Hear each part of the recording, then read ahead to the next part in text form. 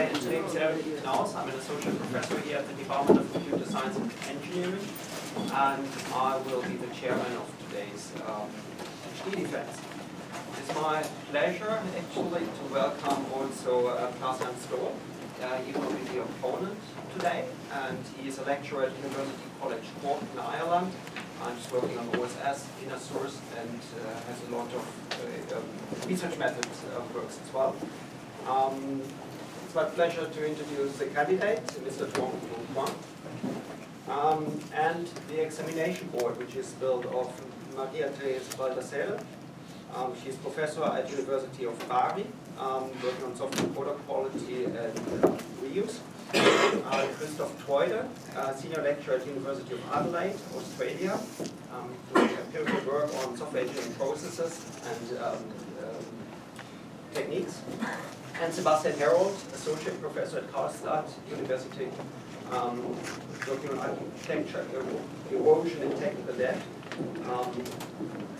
These three will our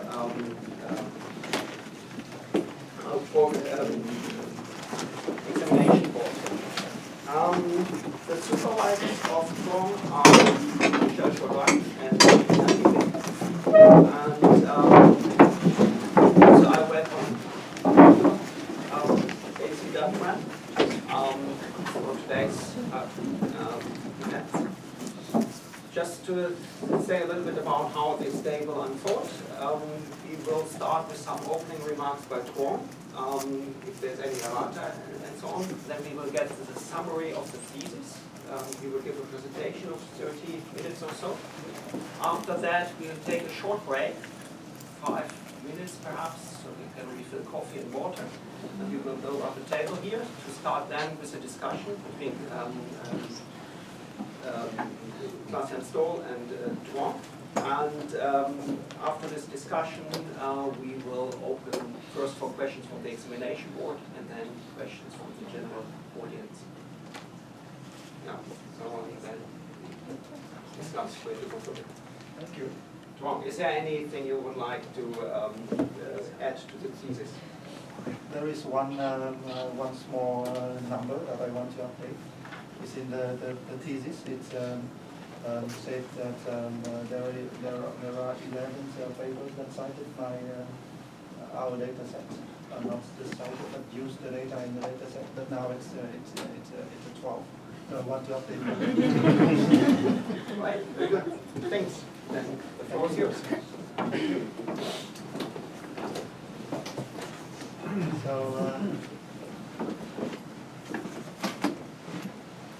good afternoon, everybody. I hope you are doing well today, yes? Yes. So I have the honor today to have you attending my PhD defense. I want to give a special thanks to the opponents and the 3 grading committee members for accepting to review my thesis and for coming a long way to be here with me today. So thank you. To start with my presentation today, I want to share a lesson among those, a lot of lessons that I have learned during my PhD. That comes from a question that I am often asked. What do you do during your PhD? And I have to say that from time by time answering those questions, the only right response that I've learned is that to ask back how much time do you have for it. So yes, so the shorted versions of the answer could be that you could see in the title here, right? I'm working on empowering empirical research in software design and modeling. And since you are here, then I expect you to be with me for at least 30 minutes. So you might expect some more detailed answer. So please bear with me for the next 30 minutes, and I try to give my best in answering those questions. In the presentation today, I go through those main points. So firstly, I would try to present my the context of my thesis, and to present the research gap where we fit our research in. Next, so basically we answered for the questions, why do we do our research? And next, I will try to answer the other question, how? How do we do that? By presenting the research approach and the methods. And the final question is what? What do we achieve from doing that? Basically, it's the findings and the main contributions of the study. And then I went for a conclusion. Next. Before starting with the why, can I ask you a question? How many of you are familiar with software? Oh, can you raise your hand? Oh, a lot of you. How many of you are familiar with software models and the software modeling and design? Can you raise the hand again? I could see a fewer hands waving. So yes, I don't have the time to explain those in detail. We could take days. I have maybe 1 minute to explain for it, but I find a good way to explain for it.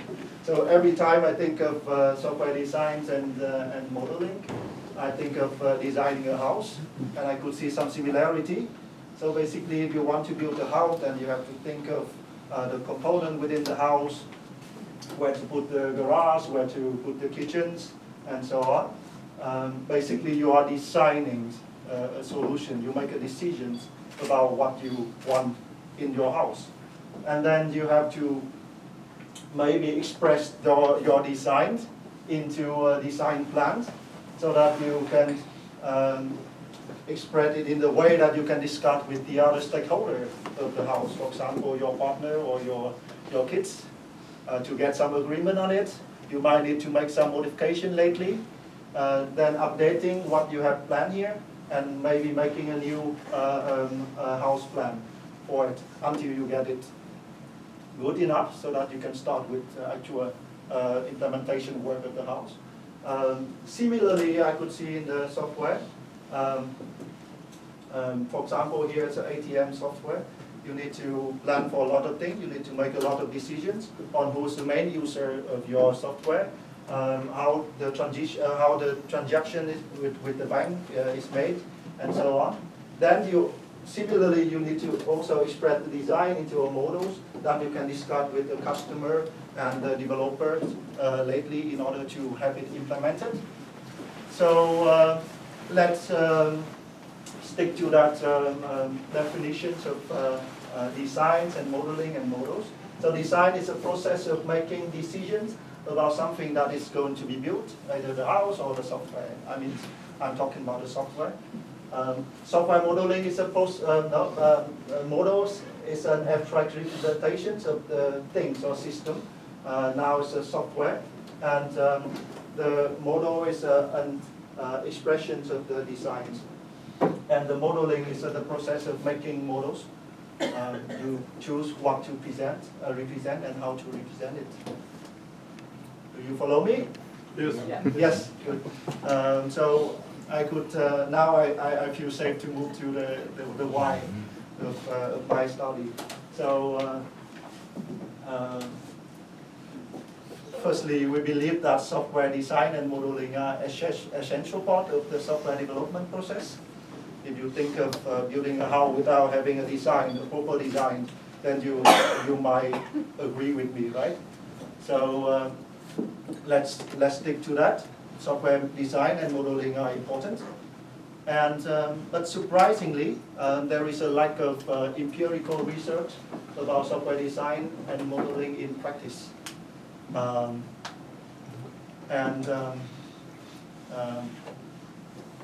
So, for example, we take an example of how UML modeling. UML is Unified Modeling Language. How UML modeling is used in practice. So, in the negative side, Petre in 2013, during an interview with 50 professionals, mentioned that the majority of those professionals simply do not use UML, and they criticize UML for that complexity, for the lack of formal semantics, inconsistency. On the positive side, Scan Yellow, 2010, also by an interview into 22 companies, found that the majority of the companies, 20 of them, use UML in their project. And ANDA, 2006, also during an interview, mentioned that the interviewee obtained immediate improvement at the consequences of introducing UML-based development methods. So we could see that some disagreement in these findings. Then these disagreements in the empirical finding, plus the lack of empirical research in the field, had led to the fact that there are lack of practical guidelines on the use of modeling. So those questions like how is software design and modeling used, or what are the impact of software design and modeling, are still left uncovered. Lately we find that there is lack of empirical data about software design and modeling as well. So this leads to the lack of generalizability, saying that your research or existing research looking into different populations of software practitioners, therefore their findings are drawn based on that population and not aligned to each other. So, and also the replicability. Therefore, the goals of this PhD thesis is to empower the empirical study in software design and modeling by collecting and studying the large corpus of software models, modeling artifacts from real-life software system. You are good so far? Yes. So now I can move to the second part of my presentation. That's about the how. In this part, I will present the research goals, scope, and the methodology that we applied. In order to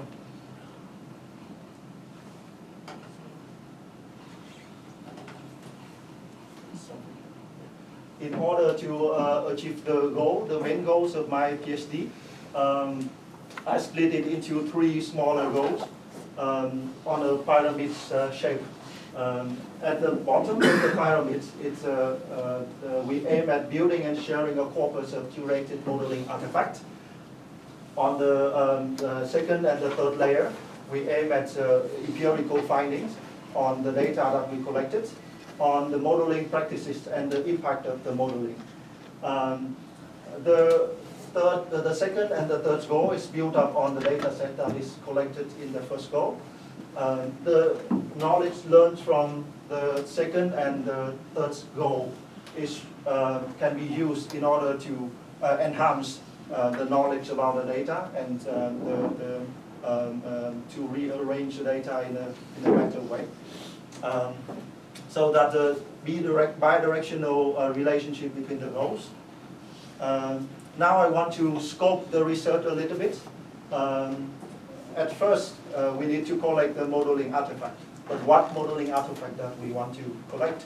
And among those, we choose to focus on the Unified Modeling Language, UML, as it has become the de facto standard in software modeling in industry.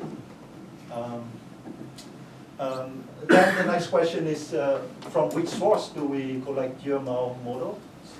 At the starting of my PhD, I have 2 choices.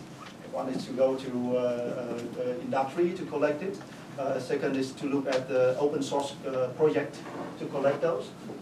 Both had benefit and challenges. In the industrial side, it's industrially relevant context, but then it suffers from having data publicity barrier. So saying that the data availability. And when you come to industrial cases, then it's single cases, and then your research has maybe some threat to the generalization validity. If with the data collected from open source project, we have the open source relevant context, which is now more and more closer to the industrial because they are applying practices learned from each other. The data availability is the most benefit point of data from open source project because there everything is open. You can look up for everything you need. You have also the beneficial of having a large range of projects of data. Millions of projects I'm talking about. If you go to GitHub, right now they have more than 16 million projects that you can browse. But that also became a most challenging part of data from the open source project because then you need to browse it. No one tells you where you can find UML models or which project that they made use of UML model, and you have to filter it out. You might have to filter out the projects that are toys project as well, so that you have only engineering projects. But that we take the challenge in collecting open data from the open source project. And now we move to the third goal, the one on the top of the pyramid. We want to study the impact of modeling. But then we realize that modeling is very contextual, and shown in the figure by Baldassarre et al.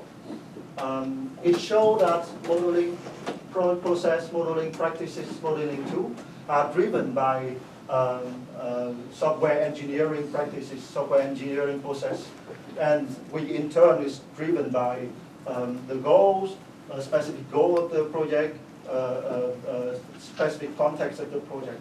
So this shows that modeling is very contextual, and when studying the impact of modeling, we have to pay extra attention to the context where the project is. And in our research, we take that into account by having the practices as the input for the context of use. So for example, with the data collected from the first goal, we need to filter out those projects that apply the similar type of modeling practices. Then we assume they are comparable in terms of the impact that we could observe. So that's how we take the context into account in our research. And we realize this by 8 papers included in the thesis that you have. And this shows the relation, how the paper built on top of each other on contributing to the goals of the thesis. So for example, in the layer, in the bottom layers of the pyramids for the first goal, there are 5 papers, A, B, C, and D. In paper A, we develop a techniques for automatically referring images that contain UML models from arbitrary images, so that we can use it in the process that we build in the paper B for automatically collecting data or collecting UML model from open source project, and that we managed to collect this or to scan through 1.2 million projects in GitHub project. And in the paper C, we use the same process as the paper B, but extend it to the whole GitHub data set of 12 million projects at that point in time to collect the data. The paper D is more on the curation side, so the data need to be curated. And in the paper D, we develop a techniques for automatically referring if design is forward design or reverse engineering design. That is finally annotated within the database. And in the paper E, we present our outlook on building an infrastructure for making use of that data collected here for supporting the collaborative research within the fields of software architectures. And in the second layer for the practices, the paper B and C and D. In the paper B, we do some quantitative analysis on on the data in order to find out to which phase of the project that UML is used and so on. And in the paper C, we did a survey to ask the practitioner on what are the practices that they use. Paper D, it had by classifying forward design reverse engineering, we can give some conclusions about the portions of forward design and reverse engineering that is used, models that is used in the open source project. On the top layer, you have paper C, paper F, in which we study the number of defects between the project that use UML and not use UML. And paper G and paper H, we explored the impact of using design concept named role stereotype on helping developer in getting better understanding during the comprehension task. And these are the methodology that we use in those papers. So for the first goal, we use a constructive methods in order to construct the data set and the process of building that. In the second layer, we focus on empirical research by survey studying. In the third layer, we use different empirical methods, for example, experiment, case study, and user study in order to study the impact. And that basically the second part of my presentations about the how. Now I would like to. Are you following me so far? Yes. Thank you. Now I would like to move into the third part, which is the main finding. I think it's the most important part and most exciting part. So now we start with this. The contribution will be structured along the goals. So you might see an instance of paper that appear in one or two rows. That's the case for the paper B and paper C. But that you could expect. So the main contribution to the first goal is two main contributions. Firstly, it's data contribution. That we built a data set. We name it Lincoln data set. It's shared here. And in that data set, we have collected more than 93,000 UML models from 24,000 GitHub projects by scanning over the 12 billion GitHub project. We also collect the metadata of the UML model and the project, saying that we also collect the commits history, the person who commit that UML models and so on. And the data are curated via some knowledge that we learned from studying the impact and the practices of modeling. And we're proud that researchers are using it. That's a number that I fixed at the starting of this event. So we are very proud of it. It got citation as well. I mean, those 12 papers are those papers that actually use a part of our data for their research, not just citing, but they actually use it within their research. And the second contribution to the first goal is the data collection process. By building the data set, we come up with a complete toolset for automatically crawl UML model from GitHub project.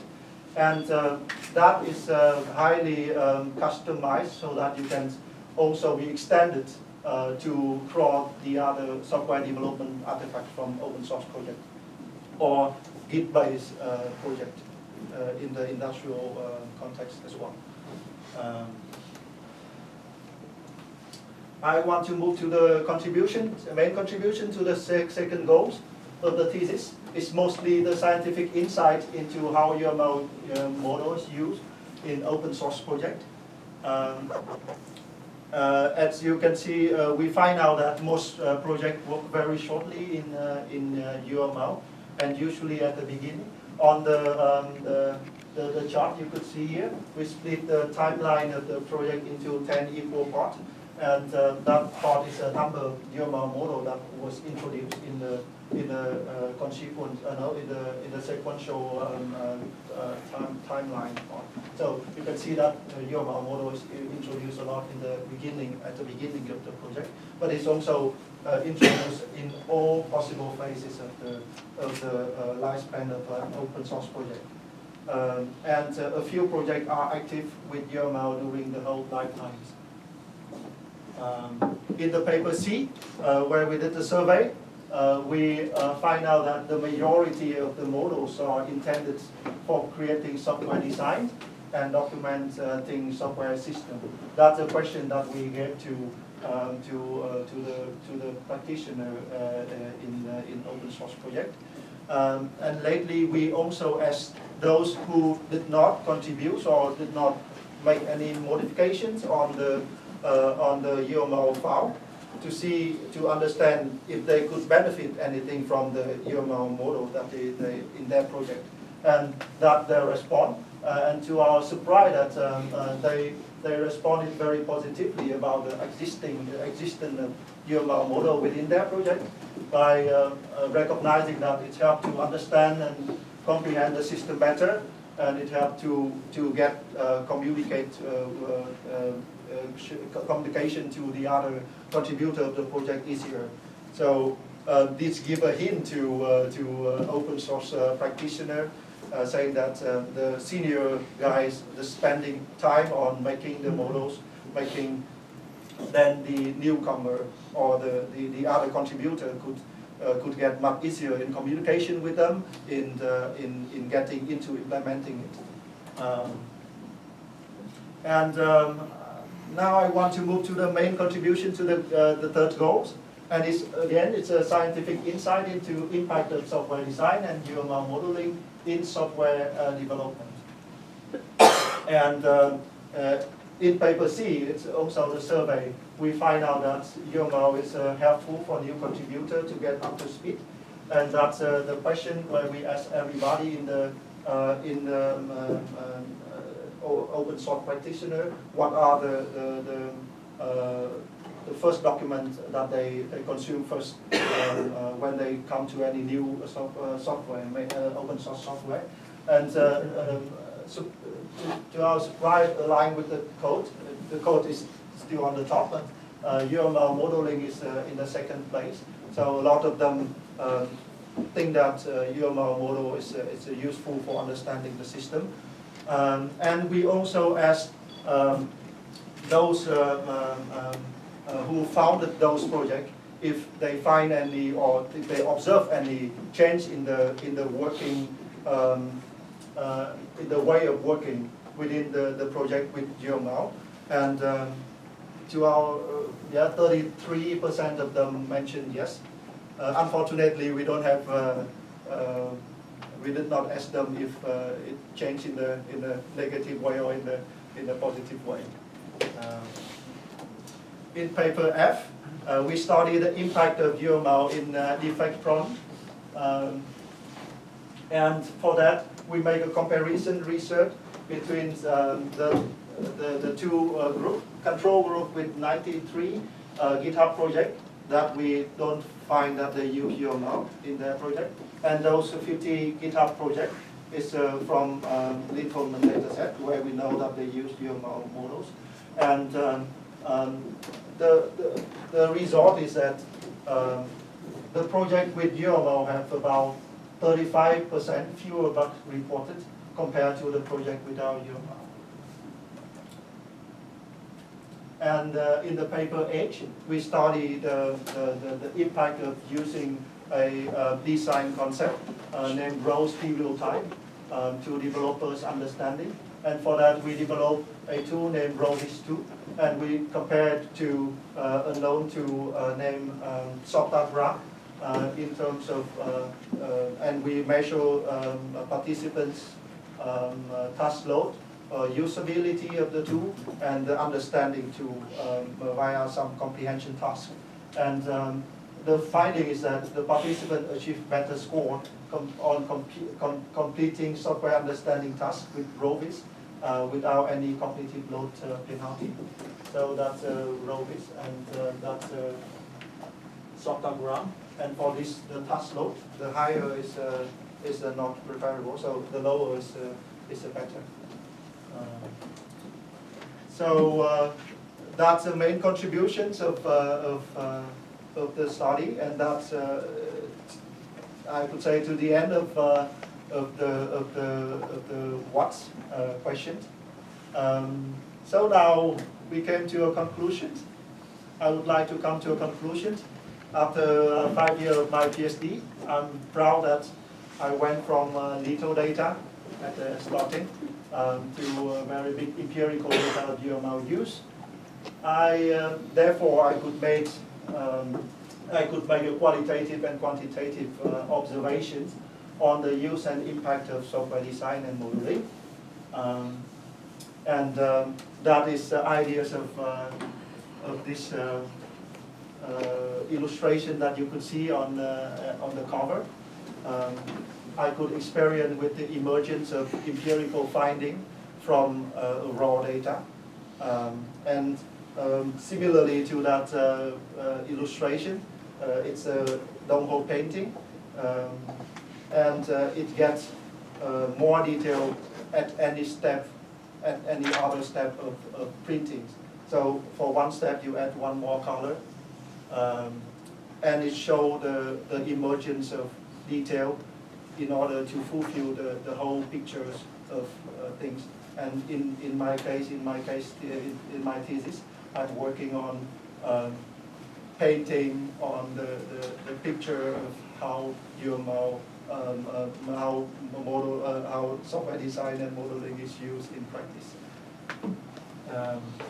Yes, I also want to sell the Truong Ho painting as my visit later here as well. So I'm just joking about this. I saw something. Yes, I ran into an area that had a lot of room for discussion, and I'm great. I'm proud to be part of the great team and colleges. Here I put the images of those who co-author a paper with me, but there are a lot of more people who did not co-author any paper with me, but support me a lot. And thank to you as well for being here, for supporting me during my defense. And that concludes my PhD presentation. And thank you for your attention. Now I'm expecting questions.